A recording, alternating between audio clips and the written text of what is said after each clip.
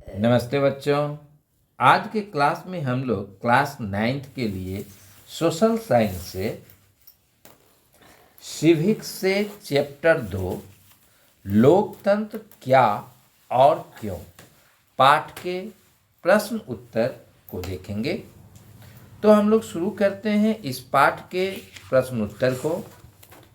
पहला क्वेश्चन है,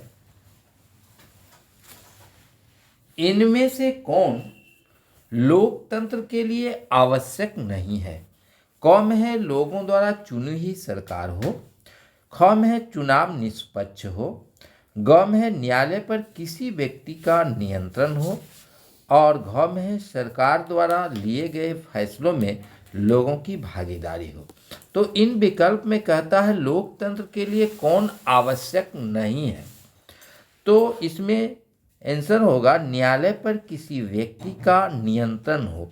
यह गलत है। लोकतंत्र के लिए न्यायालय पर किसी भी व्यक्ति का नियंत्रण नहीं होना चाहिए, यानी कि न्यायपालिका भी स्वतंत्र होना चाहिए।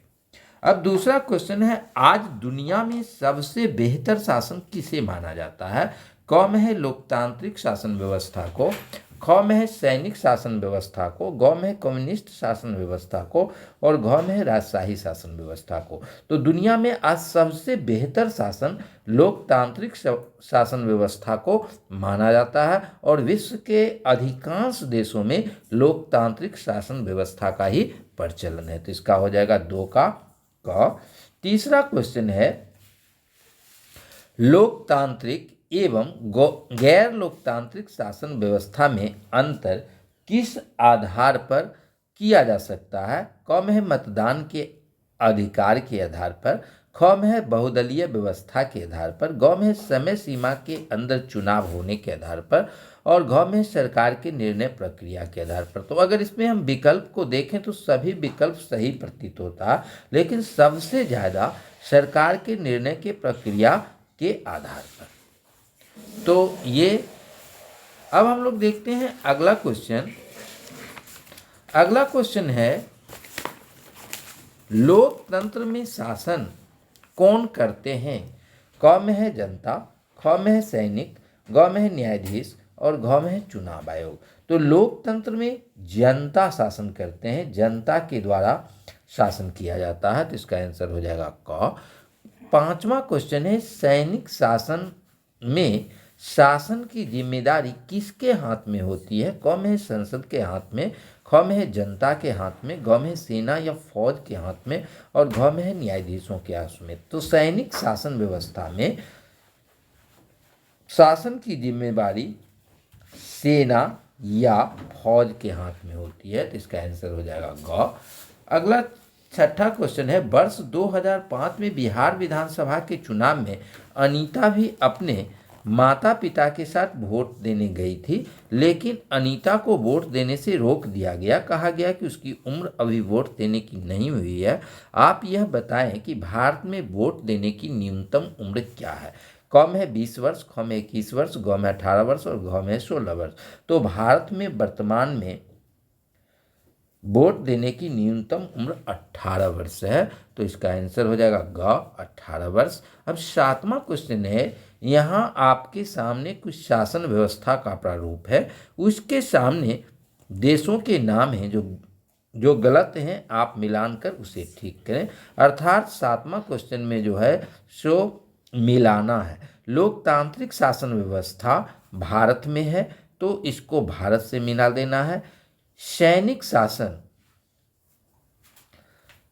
म्यांमार में था तो इसको म्यांमार से मिला देना है। कम्युनिस्ट शासन व्यवस्था अभी चीन में है तो चीन को मिला देना है। और राजशाही शासन व्यवस्था पहले भूटान में था तो राजशाही शासन व्यवस्था को भूटान से मिला देना। अब यहाँ कुछ पार्टियों के चिन्ह हैं और उनके सामने पार्टी का नाम है जो गलत है। आप हमें यह बताएं कि इन चिन्हों के सामने कौन सी पार्टी होगी। 8वां क्वेश्चन में भी आपको मिलाना है। पंजा छाप यानी कि हाथ छाप कांग्रेस पार्टी का चुनाव चिन्ह है तो इसको कांग्रेस से मिला देना है। कमल छाप राष्ट्रीय जनता कमल छाप भारतीय जनता पार्टी का है तो इसको भारतीय जनता पार्टी से मिला देना है। लालटेन छाप राष्ट्रीय जनता दल का है तो राष्ट्रीय जनता दल से मिला देना है। और तीर छाप जनता दल यूनाइटेड का चुनाव चिन्ह है तो जनता दल यूनाइटेड से मिला देना है। यानी कि पंजा छाप कांग्रेस पार्टी, कमल छाप भारतीय जनता पार्टी, लालटेन छाप राष्ट्रीय जनता दल और तीर छाप जनता दल यूनाइटेड। अब अगला क्वेश्चन है, यहाँ आपके सामने 4 तरह के देशों के बारे में सूचनाएं हैं, आप इनका वर्गीकरण किस तरह करेंगे? इनके सामने लोकतांत्रिक और गैर लोकतांत्रिक एवं पता नहीं लिखें।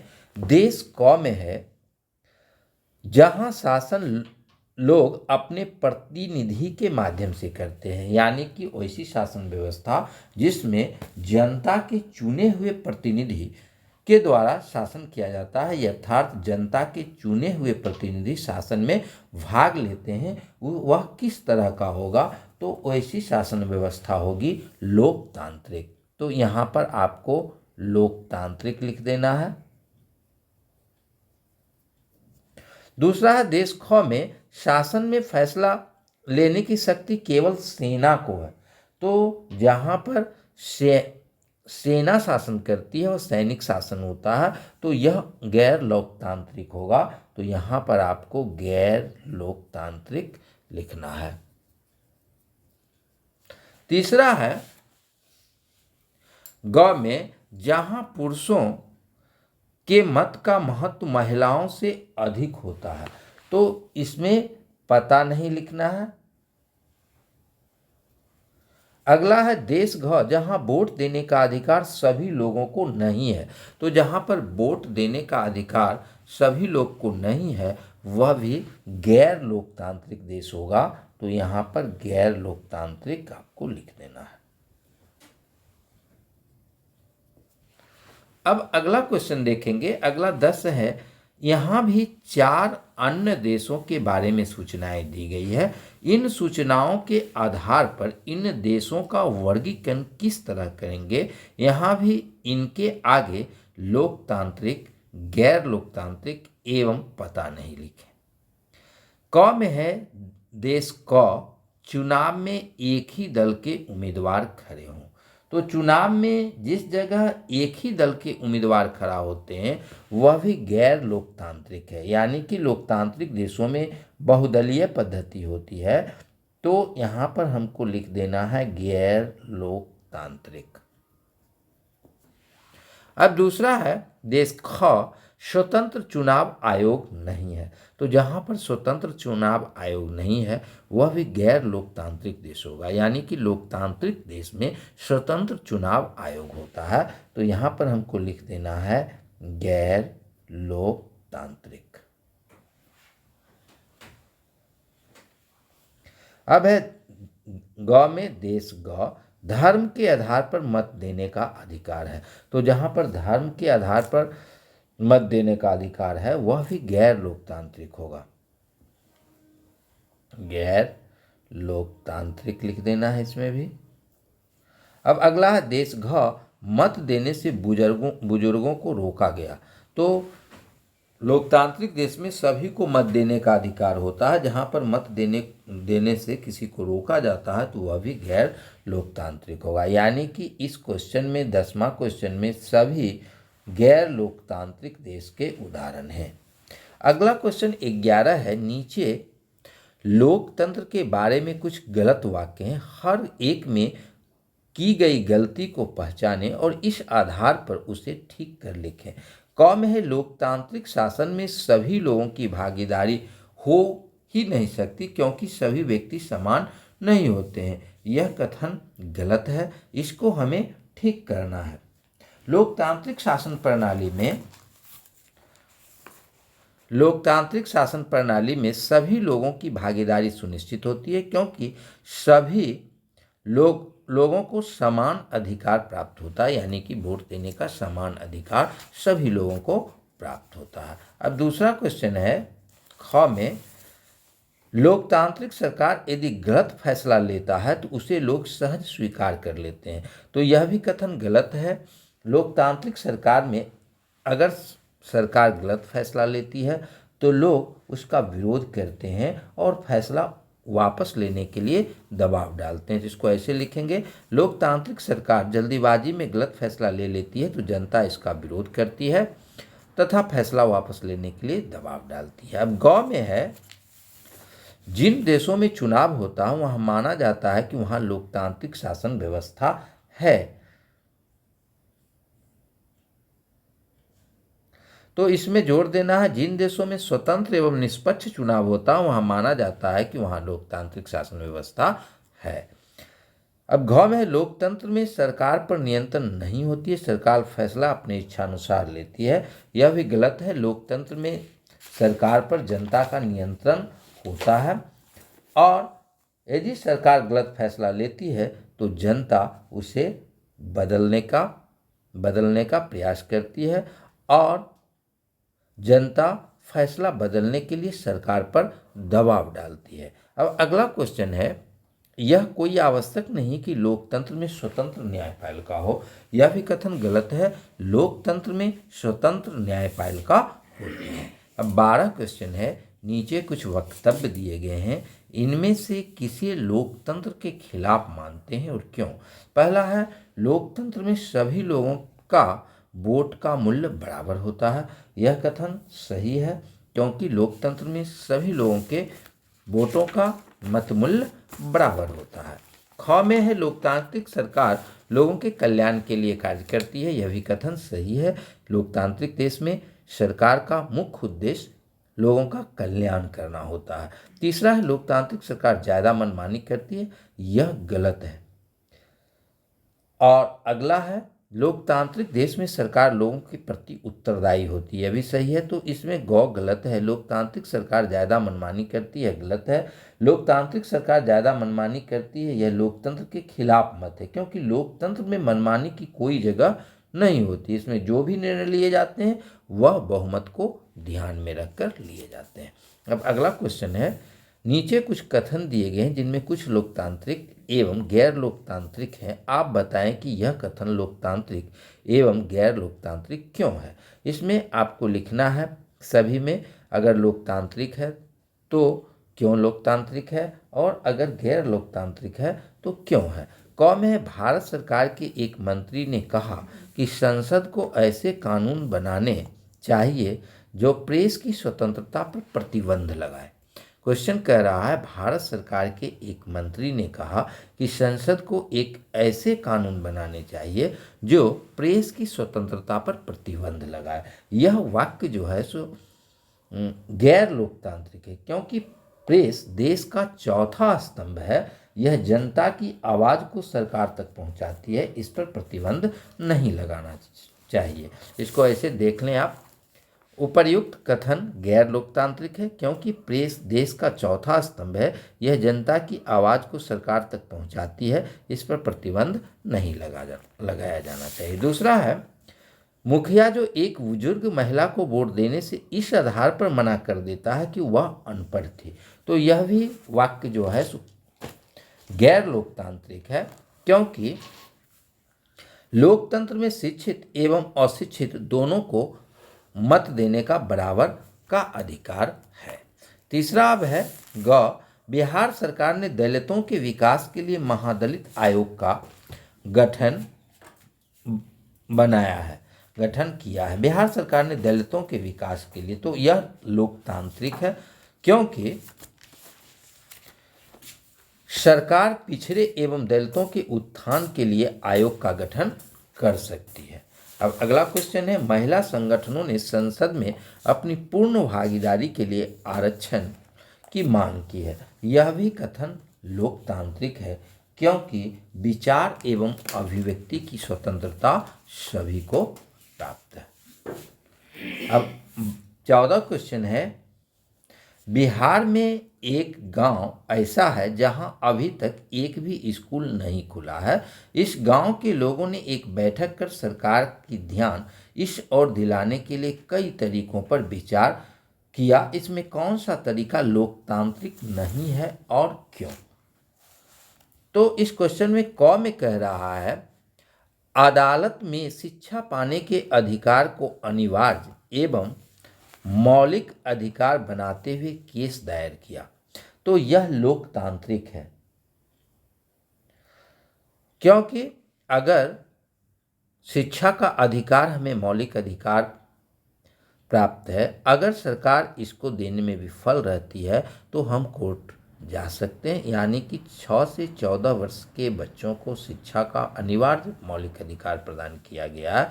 अगर यह हमें नहीं मिलता है या इससे हम वंचित रहते हैं तो हम अदालत की शरण में जा सकते हैं। दूसरा है सरकार के खिलाफ जनसभाएं एवं बैठक की, तो यह भी लोकतांत्रिक है। शांतिपूर्ण ढंग से सरकार के खिलाफ या सरकार की नीतियों के खिलाफ जनसभाएं एवं बैठक की जा सकती है। गांव में अपने गांव में आए अधिकारियों को बंधक बनाया और अभद्र व्यवहार किया, तो यह कथन जो है सो लोकतांत्रिक नहीं है, क्योंकि इस तरह का व्यवहार नहीं किया जाना चाहिए और यह अनुचित है। अब अगले में है, अगले चुनाव में मतदान का बहिष्कार का फैसला किया, यह भी अनुचित है और गैर लोकतांत्रिक है। यह तरीका लोकतांत्रिक नहीं हो सकता, क्योंकि लोकतंत्र में मतदान के द्वारा ही जनता अपने सही प्रतिनिधि को चुनती है और अपनी समस्याओं का समाधान पाती है। और अगर सरकार सही काम नहीं कर रही है तो सरकार बदलने का मौका भी जनता को चुनाव से ही मिलता है। इसलिए चुनाव में मतदान बहिष्कार का फैसला लोकतांत्रिक नहीं है। अब अगला क्वेश्चन है 15, इनमें से किस कथन को आप लोकतांत्रिक समझते हैं और क्यों? क में है, एक नेताजी इस बार चुनाव में जो मुझे वोट देगा उसे धोती, साड़ी एवं कंबल मुफ्त में देंगे, तो यह लोकतांत्रिक नहीं है, क्योंकि प्रलोभन देकर किसी भी व्यक्ति का मत प्राप्त नहीं किया जा सकता। दूसरा है मजदूर से किसान, तुम्हारी पत्नी को काम के बदले आधी मजदूरी मिलेगा क्योंकि वह औरत है, यह भी गलत है, क्योंकि किसी पुरुष हो या स्त्री उसको समान मजदूरी पाने का अधिकार है, यानी कि समान काम के बदले उसे समान मजदूरी दिया जाएगा। इसलिए स्त्री या पुरुष होने पर भिन्नता नहीं किया जा सकता है। अब अगला क्वेश्चन है, अधिकारियों से कर्मचारी हमारे काम के दौरान सरकार द्वारा निर्धारित सुविधाएं मिलनी चाहिए, यानी कि अधिकारियों से कर्मचारी कहता है कि हमारे काम के दौरान सरकार द्वारा निर्धारित सुविधाएं मिलनी चाहिए। यह लोकतांत्रिक है, क्योंकि सरकार ने कर्मचारियों को जो भी सुविधाएं दी है या जो सुविधाएं प्रदत्त है वह उसे प्रदान किया जाना चाहिए। यह बिल्कुल मांग लोकतांत्रिक है। अब अगला क्वेश्चन है 16, वर्ष 2018 में सितंबर महीने में अखबारों में छपे 2 समाचार आपके सामने हैं। प्रथम, गुड्डी जो वैक्स लड़की है अपनी इच्छा अनुसार शंकर से शादी कर ली। शंकर दूसरी जाति का, इस पर गांव वालों ने विरोध किया और शंकर के पिता को गांव वालों ने गांव छोड़ने पर मजबूर कर दिया। दूसरी खबर यह है कि अपनी मांगों के समर्थन में सरकार के समक्ष प्रदर्शन कर रहे प्रदर्शनकारियों पर पुलिस ने लाठियां बरसाई। इन दोनों खबर पर विचार करें और बताएं कि यह खबर लोकतंत्र के अनुकूल है या नहीं। अपने समर्थन में तर्क दीजिए। पहला अगर हम देखें घटना को तो वर्ष 2000 सितंबर में अखबार में छपे 2 समाचार पत्र में छपे खबर है, प्रथम, गुड्डी जो वयस्क लड़की है अपनी इच्छानुसार शंकर से शादी करती है। तो यह प्रथम घटना गुड्डी द्वारा शंकर से शादी करना पूर्णतः लोकतंत्र के अनुकूल है, क्योंकि गुड्डी वयस्क है और अपना वह निर्णय स्वयं कर सकती है, तो वह लोकतांत्रिक है। लेकिन उसके पिता को गांव छोड़ने पर मजबूर किया जाना गैर लोकतांत्रिक है। दूसरा घटना है 17 सितंबर 2008 को दैनिक हिंदुस्तान समाचार पत्र में एक खबर छपी कि परमाणु करार के विरोध में विपक्षी सांसदों ने संसद भवन परिसर में धरना प्रदर्शन किया और इस मुद्दे पर बहस के लिए संसद की बैठक बुलाने की मांग सरकार से की। इस खबर पर विचार करें और बताएं कि विपक्षियों का यह तरीका लोकतांत्रिक है या गैर लोकतांत्रिक। अपने समर्थन में तर्क दीजिए। तो दूसरी घटना भी लोकतांत्रिक है, क्योंकि परमाणु करार जनता के विषयों से जुड़ा हुआ है और सांसद अगर इसकी मांग कर रही है कि संसद में इस पर चर्चा होनी चाहिए और इसके लिए बैठक बुलाने की मांग कर रहा है, तो यह लोकतांत्रिक है और लोग क्योंकि संसद में बहस के दौरान ही यह निर्धारित किया जा सकता है कि क्या सही है और क्या गलत है। इसलिए संसद परिसर में धरना प्रदर्शन के द्वारा अपनी मांगों को सरकार से मांगना कोई गलत नहीं है, तो यह इसके भी हम लोकतांत्रिक कहेंगे। तो यह इस पाठ के प्रश्न उत्तर थे। अगले वीडियो में हम लोग अध्याय 3 संविधान निर्माण इस पाठ का सर्वप्रथम विस्तृत अध्ययन करेंगे और उसके बाद इस पाठ के प्रश्नोत्तर को देखेंगे। धन्यवाद।